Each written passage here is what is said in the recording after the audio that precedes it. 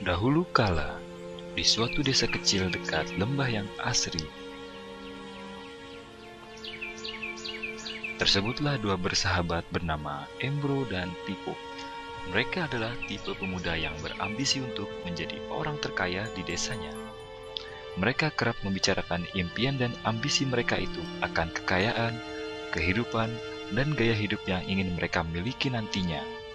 Mereka tidak takut untuk bekerja keras. Hanya saja mereka masih belum mendapatkan kesempatan untuk dapat mewujudkan cita-cita mereka. Hingga suatu hari, kesempatan itu pun datang. Desa mereka membutuhkan lebih banyak air. Oleh karena itu, kepala desa mempekerjakan Embro dan Pipo untuk mengambil air dari mata air di gunung untuk dibawa ke tempat penampungan di desa. Mereka akan dibayar sesuai dengan banyaknya air yang dapat mereka bawa.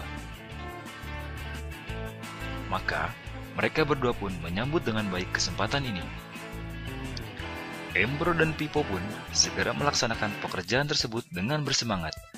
Setiap hari sejak pagi hingga sore, mereka bergegas menuju mata air dengan membawa ember masing-masing. Mereka bekerja keras untuk membawa air sebanyak mungkin ke tempat penampungan air di desa. Menjelang sore hari, mereka pun pulang dengan membawa upah dari hasil jerih payah mereka hari itu.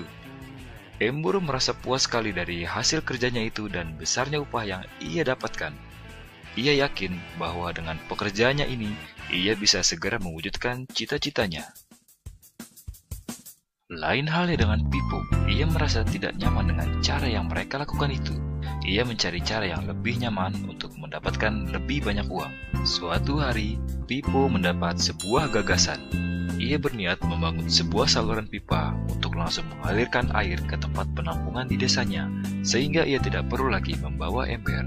Dengan antusias, Pipo pun menceritakan gagasannya ini kepada Embro dan mengajaknya bekerja sama. Tetapi, Embro tidak sependapat. Ia bahkan mentertawakan gagasan Pipo tersebut. Embro merasa dirinya mampu mendapatkan lebih banyak uang dengan cara lebih sering mengambil air dan menggunakan ember yang lebih besar. Dengan cara ini, Embro yakin penghasilannya akan meningkat. Pipo akhirnya memutuskan untuk mewujudkan sendiri gagasannya itu. Ia mengerti tidaklah mudah untuk membangun saluran pipa tersebut. Dibutuhkan beberapa tahun untuk menyelesaikan dan menikmati hasilnya. Namun, tekadnya telah bulat. Ia pun tetap bekerja keras mengangkat air dengan ember setiap hari seperti biasa.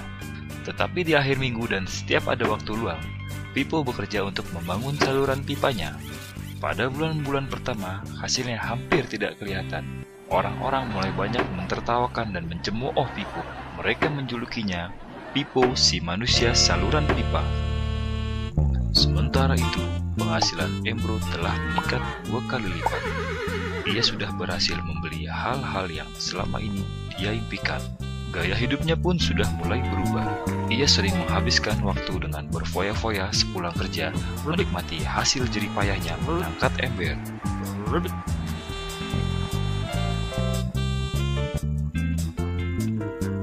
Seiring bertambahnya usia, kinerja Embro pun sudah semakin lamban karena beratnya ember besar yang ia bawa setiap hari.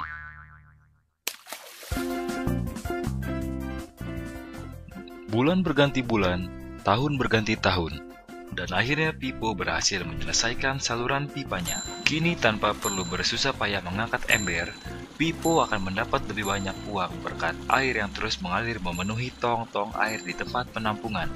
Air terus mengalir tanpa henti, bahkan saat ia tidur, makan, ataupun saat pergi berlibur. Pipo pun puas dan bangga berkat tekad dan kerja kerasnya.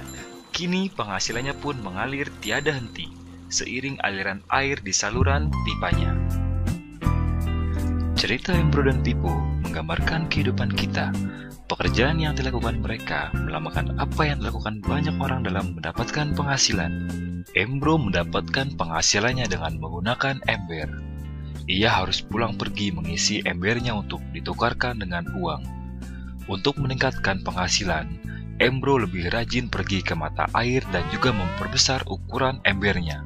Dalam kehidupan yang nyata, jika kita ingin meningkatkan penghasilan, kita harus bekerja lebih keras.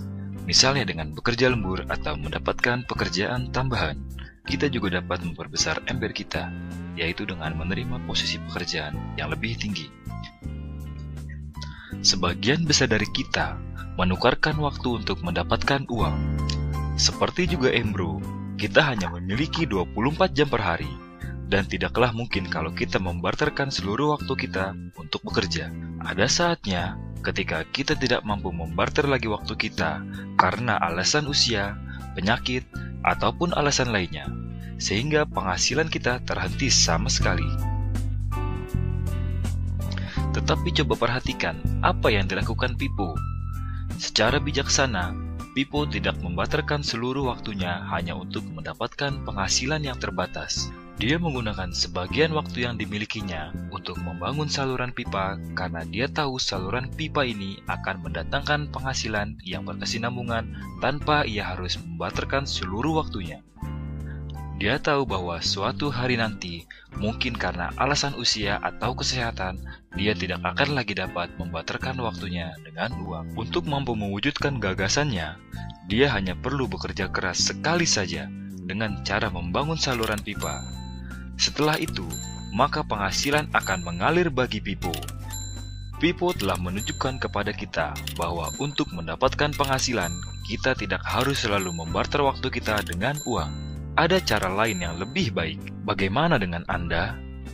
Apakah Anda masih seperti Embro yang membarterkan waktu Anda untuk mendapatkan penghasilan? Atau Anda ingin mengikuti jejak Pipo dengan mulai membangun saluran pipa untuk mendapatkan penghasilan yang berkesinambungan?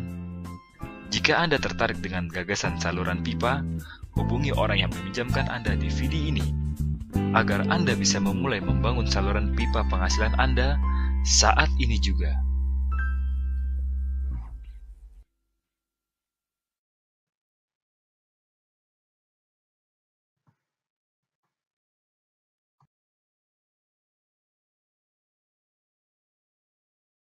Baiklah anak-anakku, video tentang Pipo dan Embro tadi sudah kalian saksikan.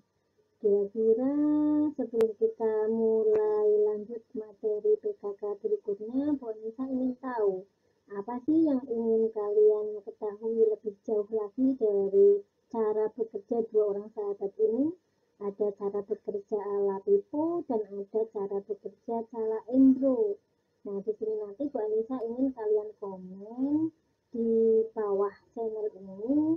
Boleh kalian subscribe juga, kemudian kalian tulis presensi kehadiran di video YouTube ini. Nanti selanjutnya materi berikutnya akan kita bahas mengenai video ini. Boleh juga tanya di kolom komentar ataupun di grup kelas. Nah, dari dua sahabat ini kira-kira kalian ingin menjadi siapa sih? Apakah kalian ingin menjadi Pipo atau kalian ingin menjadi Embro? Ada dua cara untuk mendapatkan penghasilan dari video ini. Nah, nanti kalian coba komentar di kolom komentar YouTube ini ya. Nah, terima kasih untuk pembelajaran kali ini.